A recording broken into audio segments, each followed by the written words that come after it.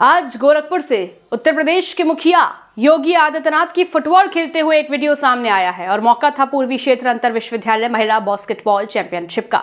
आज सीएम योगी आदित्यनाथ ने दीनदयाल उपाध्याय गोरखपुर विश्वविद्यालय में आयोजित पूर्वी क्षेत्र अंतर विश्वविद्यालय महिला बास्केटबॉल चैंपियनशिप का भव्य उद्घाटन किया। इस अवसर पर मुख्यमंत्री योगी आदित्यनाथ ने खिलाड़ियों, कोचों और खेल अधिकारियों को संबोधित करते हुए कहा कि यह प्रतियोगिता महिला सशक्तिकरण और खेल प्रतिभा को मंच देने का एक सशक्त माध्यम है। सीएम योगी ने अपने संबोधन में कहा, पूर्वी क्षेत्र की 14 राज्यों की 31 यूनिवर्सिटियों से आई सभी प्रतिभागी छात्राएं, टीम मैनेजर्स, कोच और अधिकारी इस पूरे टूर्नामेंट में भाग ले रहे हैं। उन्होंने सभी का दिल से स्वागत और अभिनंदन किया।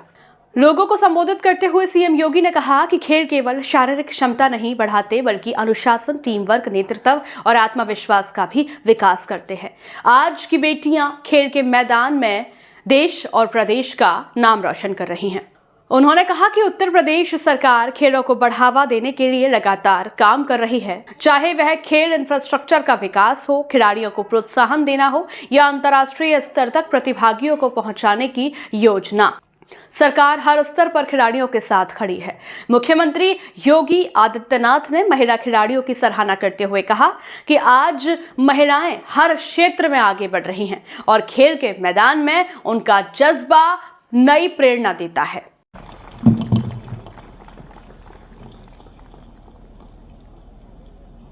भारत माता की, भारत माता की, भारत माता की, वंदे वंदे वंदे।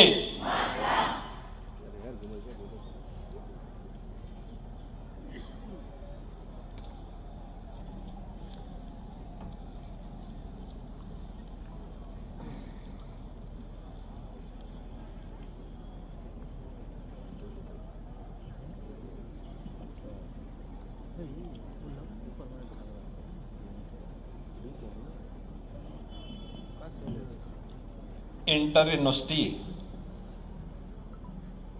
ईस्ट जोन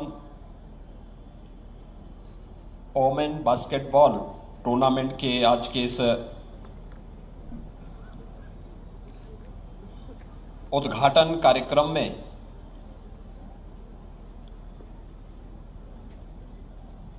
जिनके सानिध्य में यह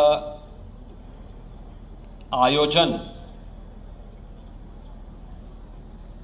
15 से 19 जनवरी के बीच में संपन्न होना है, दीनदयाल उपाध्याय गोरखपुर विश्वविद्यालय की कुलपति प्रोफेसर पूनम टंडन जी,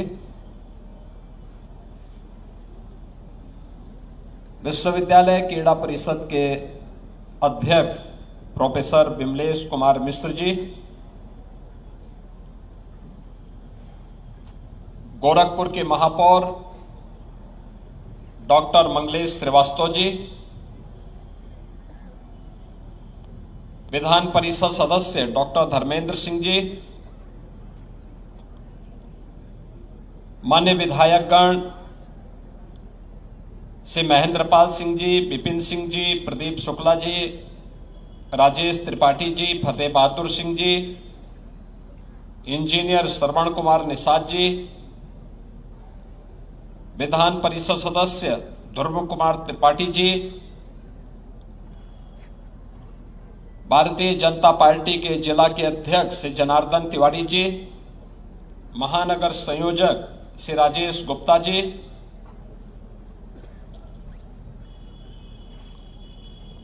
विश्वविद्यालय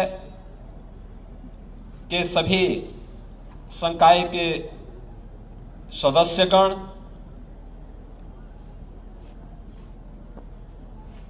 पूर्वी जोन से जुड़े हुए 14 राज्यों के 31 विश्वविद्यालयों से जुड़े हुए सभी प्रतिभागी, टीम के सदस्य, इस पूरे टूर्नामेंट को जिन अधिकारियों, मैनेजर और कोचेज के सानिध्य में संपन्न हो रहा है, ऐसे सभी हमारे टीम मैनेजर, प्रतिभागी और इस कोचेज अन्य उपस्थित सभी यहाँ के छात्र छात्राएं, बहनों और भाइयों, मैं सबसे पहले मकर संक्रांति से प्रारंभ हुए east zone university basketball women tournament के आज के इस उद्घाटन कार्यक्रम के अवसर पर पूर्वी जोन से जुड़े हुए 14 राज्यों के सभी प्रतिभागी टीमों का, उनके मैनेजर और कोचेज का बाबा गोरखनाथ की इस पावन धरा पर उत्तर प्रदेश में आगमन पर हृदय से मैं स्वागत करता हूं। आप सभी का मैं हृदय से अभिनंदन करता हूं। मैं धन्यवाद देता हूं भारत सरकार के शिक्षा मंत्रालय को, जिन्होंने पूर्वी जोन के इस प्रतिष्ठित प्रतियोगिता के लिए दीनदयाल उपाध्याय गोरखपुर विश्वविद्यालय का चुनाव किया है। गोरखपुर शिवतार महायोगी गोरखनाथ की पावन साधना स्थली के साथ ही भारत की आध्यात्मिक, सांस्कृतिक और ऐतिहासिक पृष्ठभूमि का एक महानगर भी है, जनपद भी है। देश की अनेक महत्वपूर्ण घटनाओं का साक्षी यह जनपद और यह क्षेत्र है। यह जनपद जहां भारत की अत्यंत आध्यात्मिक और सांस्कृतिक पृष्ठभूमि का जनपद है, वहीं भारत के वैदिक साहित्य को वैश्विक मानचित्र पर प्रस्तुत करने का जो अभिनव कार्य पिछले 100 वर्षों से हो रहा है, वह गीता प्रेस डीसी गोरखपुर में स्थित है। भारत की आजादी के आंदोलन को एक नई ऊंचाई तक पहुंचाने वाले महान क्रांतिकारी पंडित राम प्रसाद बिस्मिल, शहीद बंधु सिंह इस धरती से किसी न किसी रूप में जुड़े रहे हैं। आजादी के आंदोलन का चोरी चोरा कि वह घटना जिसने विदेशी हुकूमत की चूलों को हिलाने का काम किया था, उसका संबंध भी इसी जनपद से है। हिंदी साहित्य के महान उपन्यासकार मुंशी प्रेमचंद की कर्मस्थली रही है। ऐसे अनेक विभूतियों से संबंध रखने वाली इस पावन धरा पर दीनदयाल उपाध्याय गोरखपुर विश्वविद्यालय उत्तर प्रदेश के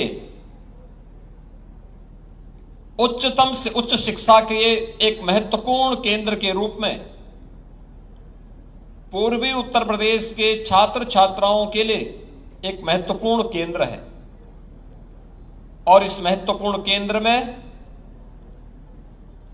आज देश के पूर्वी जोन के 14 राज्यों की 31 टीमें इस बास्केटबॉल प्रतियोगिता के साथ इस आयोजन का हिस्सा बनने के लिए यहां पर उपस्थित हुए हैं। जिन राज्यों के द्वारा प्रतिभाग किया जा रहा है उनमें बिहार, छत्तीसगढ़, मणिपुर, त्रिपुरा, नागालैंड, मिजोरम, सिक्किम, पश्चिमी बंगाल, उड़ीसा, झारखंड, असम, मेघालय, अरुणाचल प्रदेश के साथ ही उत्तर प्रदेश की टीम भी इस आयोजन का हिस्सा बनी है। यह आयोजन अपने आप में इन 5 दिनों तक देश की बेटियों के उस उमंग और उत्साह के साथ ही जीवन के प्रत्येक क्षेत्र में बेटियां भी बेहतरीन प्रदर्शन कर सकती हैं, यह देखने का अवसर पूर्वी उत्तर प्रदेश के नागरिकों को और विश्वविद्यालय के छात्रों को प्राप्त होगा। क्योंकि इन 5 दिनों के अंदर जो अलग अलग लीग मैचेज होने हैं, मैं भी यहां पर परिचय देख रहा था। जब मैंने यहां पर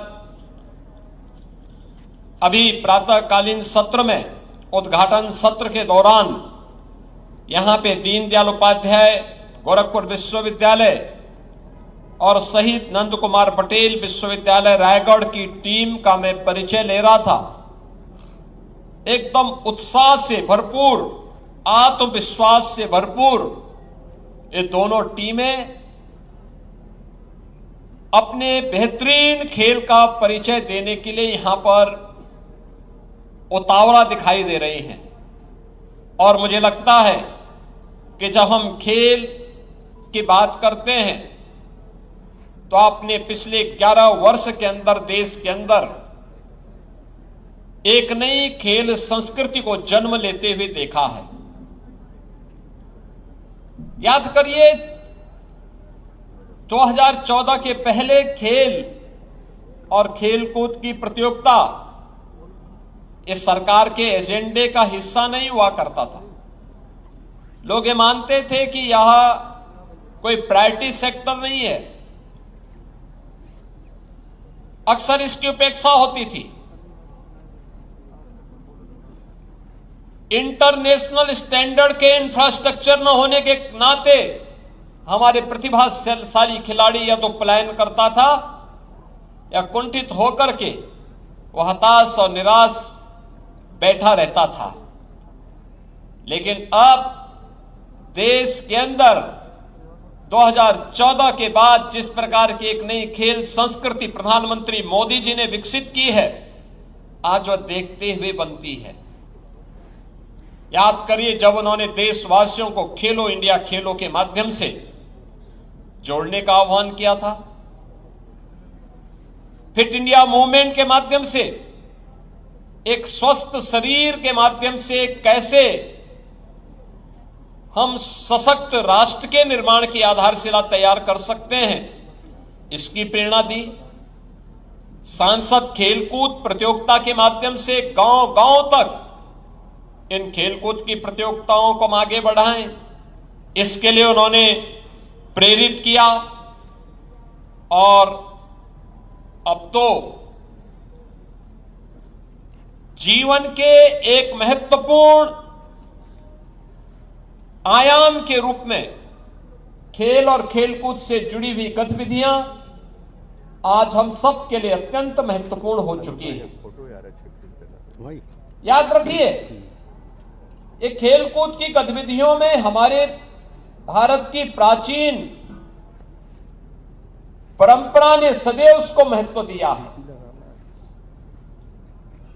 जब भारतीय ऋषि परंपरा इस बात का उद्घोष करती है कि शरीर माध्यम खलु धर्म साधनम, तो वह अचानक नहीं कहती।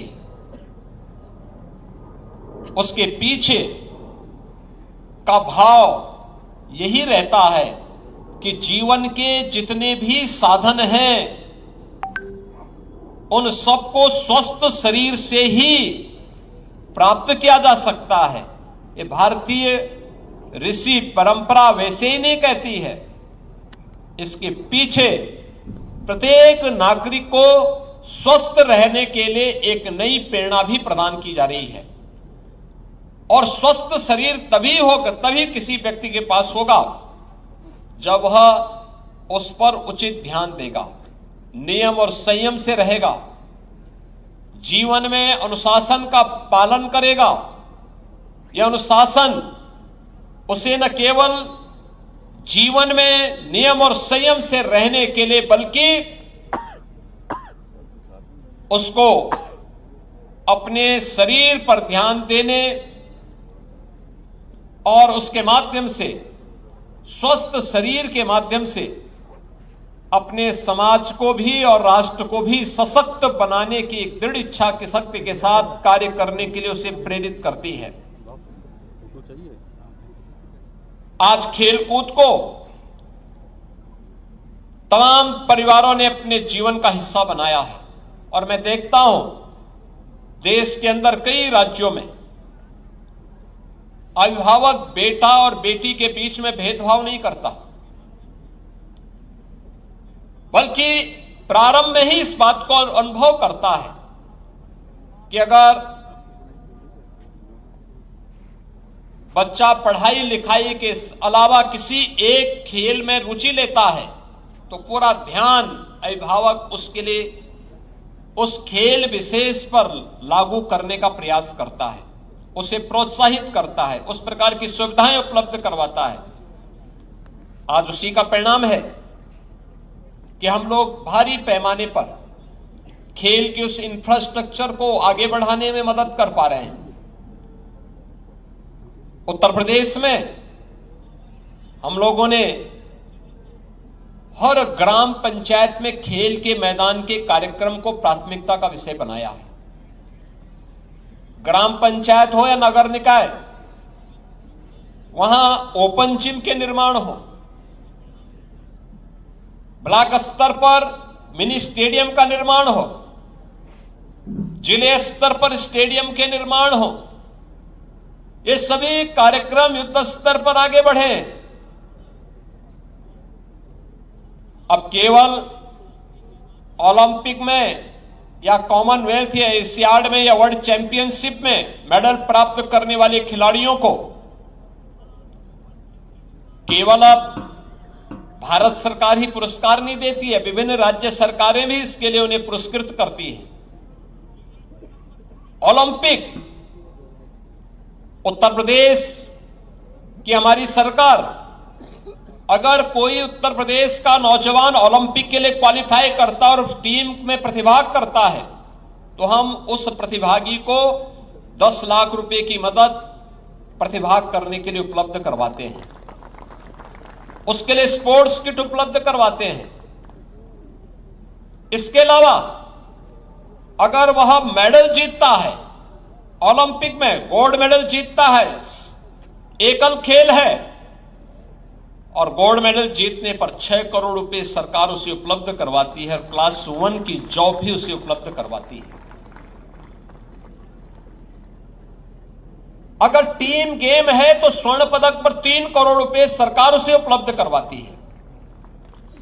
रजत पदक पर एकल गेम में 3 करोड़ और टीम गेम पर हम उसे 1.5 करोड़ रुपए की मदद अपनी ओर से उपलब्ध करवाते हैं। ऐसे ही कांस्य पदक में भी हम उपलब्ध कराते हैं। एशियाड में, कॉमनवेल्थ गेम्स में, वर्ल्ड चैंपियनशिप में जो भी खिलाड़ी इन प्रतियोगिताओं में प्रतिभाग करता है, मेडल जीतता है, अब तक हम उत्तर प्रदेश के अंदर 500 से अधिक खिलाड़ियों को, जिन्होंने ओलंपिक में, कॉमनवेल्थ गेम्स में, एशियाड में, वर्ल्ड चैंपियनशिप में मेडल प्राप्त किए हैं, उन्हें हमने उत्तर प्रदेश के अंदर अलग अलग विभागों में उन्हें सीधे नौकरी दी है। डिप्टी एसपी का पद दिया है, तहसीलदार का दिया है, क्षेत्रीय क्रीड़ाधिकारी का भी हमने उत्तर प्रदेश के अंदर क्षेत्रीय क्रीड़ाधिकारी के 6 पद सीधे खिलाड़ियों की से उसमें चयन करने की व्यवस्था की है। जो मेडल प्राप्त करेंगे इन चैंपियनशिप में, उनको हम सीधे वहां पर भर्ती करने की कार्रवाई करेंगे। यह भी हमने उसके साथ जोड़ा है। खेलकूद की गतिविधियां केवल एक आधार न बने, इसको केवल एक सामान्य बोलचाल का हिस्सा, एक औपचारिकता न बनाए, बल्कि खेलकूद की गतिविधियों को हम अपने दिनचर्या का हिस्सा बनाएं। प्रत्येक नागरिक औपचारिक न हो, बल्कि यह हर व्यक्ति के जीवन का हिस्सा बने।